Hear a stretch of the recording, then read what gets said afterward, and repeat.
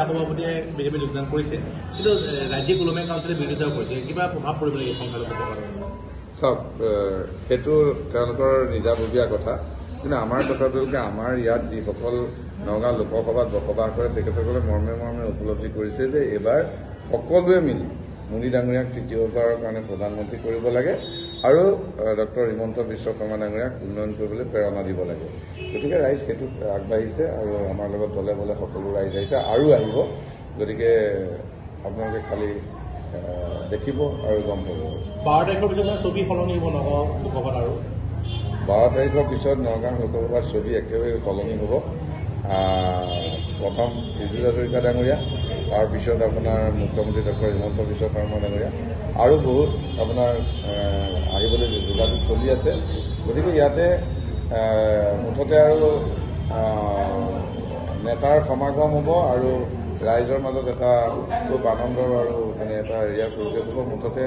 এটা নিৰ্বাচনী সাংঘাতিক ঢৌ আৰম্ভ হ'ব আৰু নিশ্চয় নিশ্চয় ইয়ালৈ ষ্টাৰ কেম্পেইনাৰ কোনোবা আহিব নেকি নিৰ্বাচনৰ আগত আমাৰ নগাঁও লোকসভালৈ আমাৰতো মূল ষ্টাৰ কেম্পেইনাৰ হ'ল আমাৰ মুখ্যমন্ত্ৰী ডক্টৰ হিমন্ত বিশ্ব শৰ্মা ডাঙৰীয়া গতিকে আমাৰ কাৰণে আৰু আমি তেখেতকে মূল হিচাপে ভাবোঁ যে তেখেত আহিব তেখেতে প্ৰতিটো সমষ্টিত এখন এখন সভা কৰিব আৰু তেখেতৰ চিডুল ওলাই গৈছে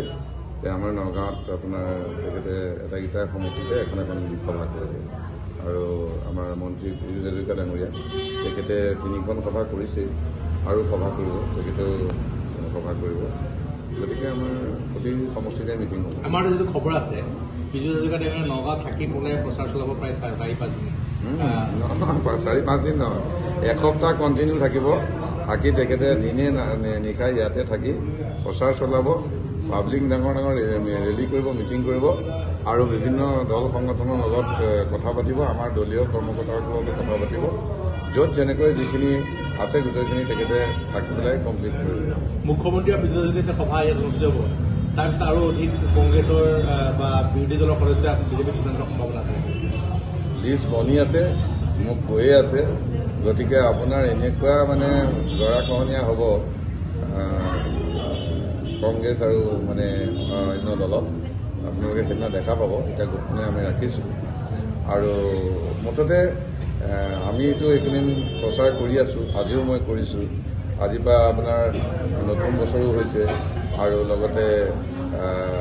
নৱৰাত্ৰি আৰম্ভ হৈছে আজি বাসন্তী পূজা গতিকে সকলোলৈকে নৱৰাত্ৰিৰ শুভেচ্ছাও জ্ঞাপন কৰিছোঁ সকলোৱে মংগল হওক আৰু আমাৰ যি প্ৰচাৰ হৈছে আমি যিখিনি দেখিছোঁ ৰাইজৰ জনসমৰ্থন আমি দেখিছোঁ মানে নগাঁও লোকসভা ৰাইজে আমাৰ ভাৰতৰ প্ৰধানমন্ত্ৰী নৰেন্দ্ৰ মোদী ডাঙৰীয়াৰ যি উন্নয়নৰ মানে যি প্ৰসাৰ সেই দেখি ৰাইজ আপ্লুত হৈছে আৰু বিশেষকৈ সবকা সাথ সবকা বিকাশ মোদী ডাঙৰীয়াৰ শ্লোগানটো নগাঁও লোকসভাত খুব মনোগ্ৰাহী হৈছে ৰাইজৰ আৰু লগতে অসমৰ মুখ্যমন্ত্ৰী ডক্টৰ হিমন্ত বিশ্ব শৰ্মা ডাঙৰীয়াই মহিলাসকলক বিশেষকৈ যি সন্মান দিছে আইনগতই হওক সামাজিকভাৱে হওক বা বিভিন্ন আঁচনি দিছে এই সকলো মিলাই আজি মেজৰিটিয়ে কওক বা মাইনৰিটিয়ে কওক সকলো জেগাতে আজি মোদী হৈছে মোদীময় পৰিৱেশ হৈছে পদুমপুৰ পৰিৱেশ হৈছে গতিকে আমি আশাবাদী আৰু আমি কনফিডেণ্ট আমাৰ যে আমাৰ যি মিত্ৰজোঁট অগপ বিজেপি আৰু UPFLৰ আমাৰ মিত্ৰজোঁটৰ যি নগাঁও লোকসভা কেণ্ডিডেটৰ জয় নিশ্চিত